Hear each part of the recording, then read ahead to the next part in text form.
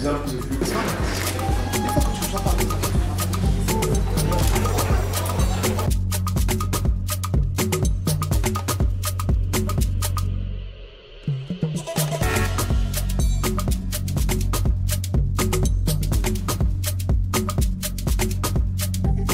Il se trouve donc que les organes de direction de coordination de ce pays ont des responsables. Et pour qu'ils soient un peu assis, il faut les désigner dans les conseils d'administration. Et donc, on commence à avoir des situations qui font que l'entreprise ou sa performance passe, si c'est notre deuxième degré, c'est d'être pas derrière. Nous avons donc des survivances d'une autre époque parce que actuellement la gouvernance d'entreprise suppose qu'on dissocie les activités, qu'on n'ait pas de cumul. Nous, avec nos pouvoirs discrétionnaires, on a su perpétuer le cumul. Alors, comment faire tant qu'il existe ces pouvoirs discrétionnaires? Puisqu'on note toujours les dirigeants.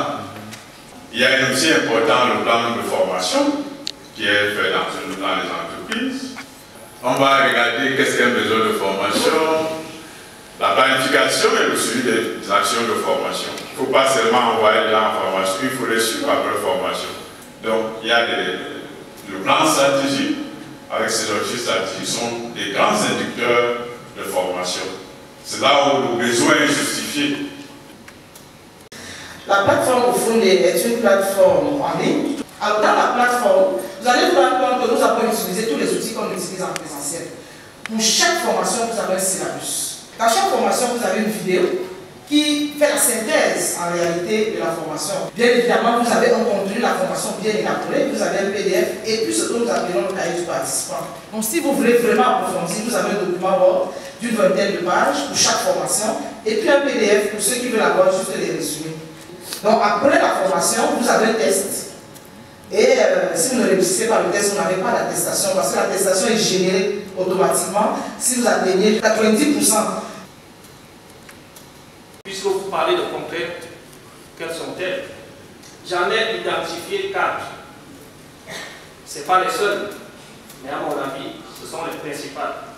La première, elle est technologique. La deuxième, elle est économique. La troisième, et je pense qu'il y a quelqu'un qui en a parlé, elle est réglementaire, elle est éthique. Et la quatrième, elle est socio-culturelle. Donc l'école confère une technique, mais l'école ne confère pas des capacités de management. La filière que je dirige a un budget extrêmement important dans ce cadre-là.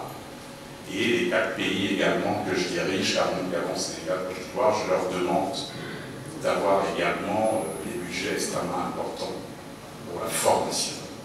Donc c'est dans ces conditions qu'on continuera à encourager Obif Solutions. C'est un engagement.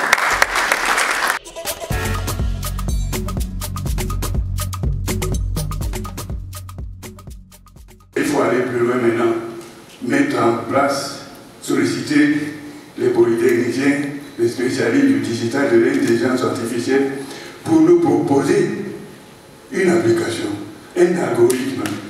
Mais cet algorithme qui permet donc de prendre en compte les divers profils d'emploi.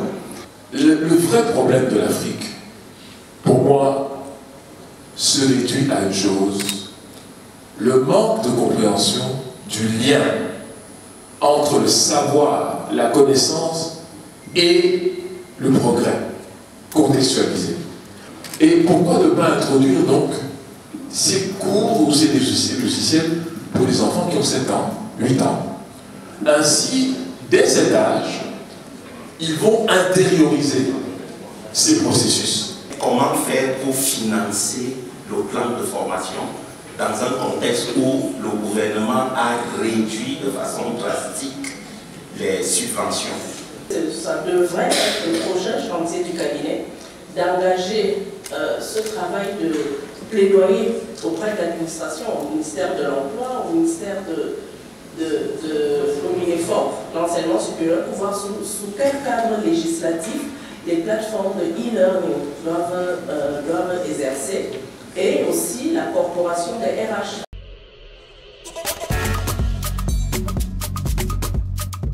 Et la plateforme Ofunde est une solution apportée justement à la formation continue et à 3 niveaux. Dans un premier temps, il est question de démystifier le management parce que lorsqu'on parle de management, tout le monde n'a pas forcément suivi un cursus de management pour être nommé. Et donc de ce point de vue, lorsque vous êtes nommé, même de manière discrétionnaire, il faut être conscient de ce que derrière cette nomination, il y a des compétences qu'il faut acquérir. Deuxième enjeu, il faudrait que ces formations soient accessibles où qu'on soit.